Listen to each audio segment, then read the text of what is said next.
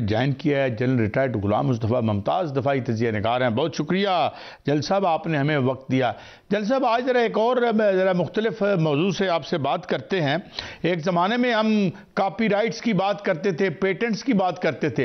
At least जो एक scientific inventions हैं या टेक्नोलॉजी है, उसकी डेमोक्रेटाइजेशन हमें नज़र आती है। भले सियासी डेमोक्रेसी का जो भी असर हो रहा है दुनिया भर में, कहा जाता है कि तुर्की ने एक ऐसा ड्रोन बना लिया है, और जो कि हमारे साथ भी शायद वो शेयर करे, कि जो F-35 और स्टेल्थ को भी निशाना बना सकता है। तो ये एक केस, आप चूंकि एक तवील अरसा आपने इस सिक्योरिटी के दश्त में गुजारा है, तो ये कैसा दौर आया? आप देख रहे हैं कि ये अब बहुत से मुल्कों में ये टेक्नोलॉजी सरायत कर रही है, विच इज गुड परहैप्स, कि अब किसी एक मुल्क की बालादस्ती नहीं रहेगी। जनरल साहब देखिए काजी साहब, एक तो जो चीज बड़ी वाज़ेह है कि जब एक हथियार इजाद होता है तो इजाद करने वाले जो है हथियार या नया हथियार बनाते हैं, वो पहले उसका तोड़ खुद उनको समझ होता है क्या इसका तोड़ होगा, और उसके बाद उसके हथियार का अगर कुछ अर्सा वो इन सर्विस रह जाए, उसका तोड़ आ जाता है उसके सामने। और इसके साथ ही आप देखिए कि चूंकि लैंडस्केप है, बैटल फील्ड का वो बड़ी तब्दील हो रहा है, उसके मुख्तलिफ लेयर्स में आ गए हैं, तो ड्रोन्स ने अपने एक खास मुकाम बना लिया है इसमें। तो ड्रोन्स में इतना एडवांस हो जाना कि वो फास्टेस्ट एयरक्राफ्ट, जो स्टेल्थ एयरक्राफ्ट हैं, इनको एक निशाना बनाने के काबिल हो जाएं, ये कोई शंबे की बात नहीं है। और तुर्की हमसे इस सिलसिले में काफ़ी आगे है, उनकी रिसर्च भी है, और वो फिर उनके पास इतना पैसा भी है, वो लगा सकते हैं। और मुझे कोई इसमें शंबे की बात नज़र नहीं आती। तुर्की ने अगर ड्रोन बना लिया है, अभी तो खबरें आई हैं, उसका कोई बाहर बाकायदा इस तरीके से कोई जाहिर नहीं हुआ, लेकिन अब देखिए कि जब ये ईरान के ड्रोन्स, ईरान हालांकि सैंक्शंस पे था, उसके बावजूद ईरान ने अपने आप को कहाँ से कहाँ लेकर चले गए थे वो लोग। तो तुर्की को तो बड़ा मसला नहीं है उनके लिए, तुर्की के लिए। और ये अच्छी बात है, मैं समझता हूँ अच्छी बात इसलिए है कि जो हमारे ऊपर ठेकेदार बन के बैठे हुए थे, अपने हथियारों के जो मुजद थे, उनको आगे एडवांस करके हमारे सामने बेचने के, हमें उसके हॉस्टेज बनाने के। अब देखिए पाकिस्तान F-16 से कितनी देर हॉस्टेज रहा, इसमें भी अल्लाह खुश रखे तुर्की वालों का, उन्होंने हमारी मदद की तो हम अपने आप को फ्लोट रख सके। खैर अब तो डिफरेंट है। तो ये मेरा ख्याल बहुत अच्छी बात है आपके, जो आप, I agree with you totally, कि इसकी जो ज्यादा स्प्रेड होगा तो ज्यादा लोग डरेंगे, और फिर मेरा ख्याल है अमन के चांसेस भी बढ़ते जाएंगे उससे।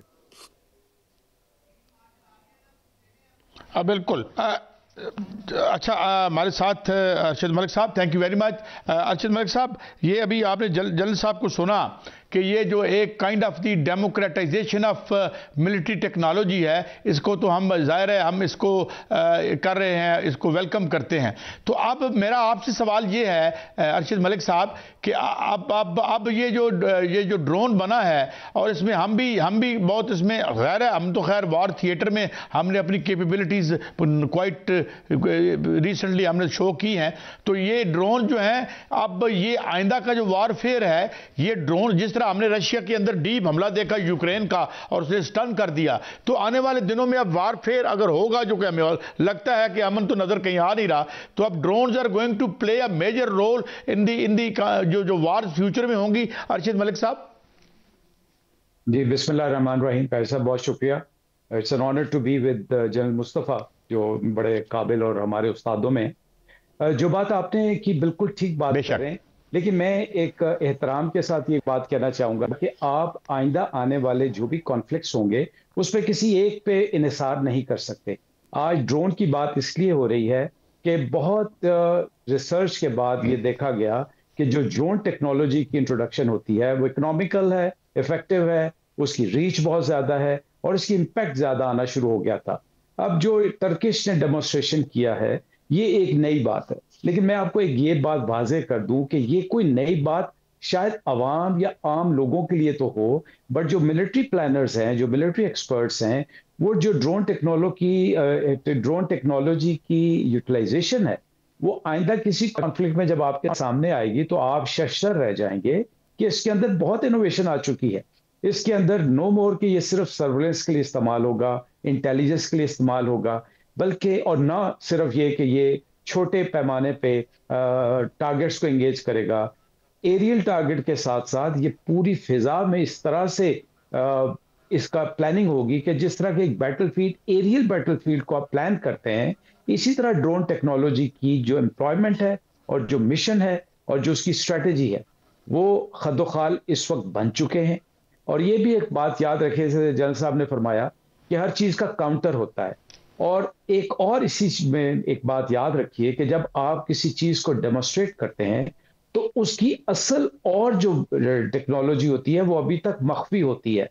यानी ये हो सकता है कि कल इसके मुकाबले में कोई और टेक्नोलॉजी या ड्रोन की यूटिलाइजेशन या ड्रोन की एम्प्लॉयमेंट आपके सामने आए और एक आम आदमी जो है, आम नाजिर जो है या आम जो कारी है, देखने वाला है, वो हैरान रह जाए। तो इसमें बहुत इनोवेशन आ रही है जनाब, और इसमें ऐसी ऐसी चीजें आ रही हैं। लेकिन इसके साथ साथ बैटलफील्ड में सिर्फ ड्रोन्स के ऊपर इन्हिसार नहीं होगा, बल्कि और भी चीजें, स्पेस वॉरफेयर, इंटेलिजेंस वॉरफेयर और साइकोलॉजिकल इम्पैक्ट भी आएंगे। नहीं, ये तो आपने दुरुस्त फरमाया, और मेरे ख्याल में इसको हमने डिस्प्ले भी किया है जो हमारा रिसेंटली हुआ है ये मामला। तो जनरल साहब, कमिंग बैक टू यू, ये फरमाइए कि ये बहरहाल जाहिर है अरशद मलिक साहब ठीक कह रहे हैं कि दिन ब दिन अब तो टेक्नोलॉजी का एक्सप्लोजन हो रहा है, हम देख रहे हैं, और वो हर फील्ड में हो रहा है। लेकिन अभी हम चूंकि ये इसकी वारफेयर की या वेपनरी की बात कर रहे हैं, तो अब ये हमारे यहाँ ये जो अभी रिसेंटली हमारे ऊपर भी एक हमला हुआ, आपने देखा अफगानिस्तान में, और वो ईरान ने सप्लाई किए थे, तो इसमें खतरात भी मुज़मिर हैं हमारे लिए। और फिर जनरल साहब, हमें एक और दोबारा से एक पुरानी कहानी दोहराई जाती नजर आती है। सुना है उधर उसामा बिन लादेन साहब के फर्जंद अर्जमंद को भी देखा गया है, शायद जो हमारे खिलाफ खुदा न खास्ता बरसरे अमल है। तो इसमें हम कैसे डील करना चाहिए, ये जो खतरा अब इधर बढ़ गया हमारे लिए अफगानिस्तान में? जनरल साहब देखिए, आप मुझे यकूब की बात कर रहे हैं, तो मैं आपको एक चीज अपनी जाती इंफॉर्मेशन से आपको बता रहा हूं कि इनके बारे में एक और शख्सियत जो अफगानिस्तान की ही है और अच्छी तरह समझते हैं मामलात को, समझते हैं कि ये शायद सबसे ज्यादा खतरनाक आदमी है ये, और ये पाकिस्तान के खिलाफ बरसरे बेकार जो भी ग्रुप्स हैं, इनके काफी असर रसूख है शख्स का उस पर। बहरहाल ये तो एक मसला है जो पाकिस्तान ने डील करना है, और एक तरीके से दूसरे तरीके से हम डील करेंगे इसको। इनके पास ड्रोन्स आए कहां से हैं? ईरान ने इनको तो सप्लाई नहीं की, इनको सप्लाई करने के लिए बाकायदा भारत ने, आपने जब ये देखा जो पिछले दिनों ताजिकिस्तान पे हमला हुआ था ड्रोन्स का, जिसमें 5 चीनी शहरी मारे गए थे, ये इंडियन ड्रोन्स था जो आया हुआ था उसमें। तो तालिबान को ड्रोन से मुसल्लह करके पाकिस्तान के खिलाफ इस्तेमाल करना, ये मेरे लिए कोई इतनी अचंभे की बात फिर भी मेरे लिए नहीं होगी। मसला ये कि सबने डील कैसे करना है इसको अरशद साहब मुझे बहुत बेहतर आपको बता सकते हैं कि जब ये फिजा में इस किस्म की चीज आती है, उसको लोकेट करना सबसे बड़ा इशू लोकेट करने वाला होता है। उसके बाद अगर लोकेट हो जाए एक दफा, तो आपके पास रिएक्शन टाइम्स के हथियार भी हैं, आपके पास इतनी समझ भी है कैसे डील करना है, तो हम उसको एंगेज करके उसको डिस्ट्रॉय भी कर सकते हैं। और इसको डिस्ट्रॉय करने के लिए सिर्फ हथियार ही नहीं, और दूसरे स्पेक्ट्रम्स भी हैं, जिस अभी अरशद मलिक साहब कह रहे थे, बड़ा सही कह रहे थे कि वॉरफेयर के स्पेक्ट्रम में इलेक्ट्रोमैग्नेटिक स्पेक्ट्रम भी हैं।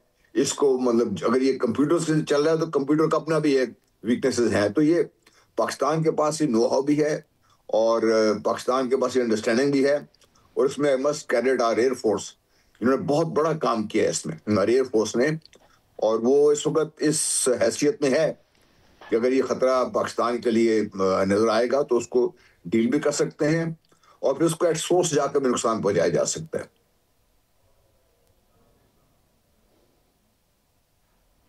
अच्छा, ये जल साहब ने बात की, मलिक साहब अभी आपने बड़ी दिलचस्प चीज़ों की तरफ इशारा किया।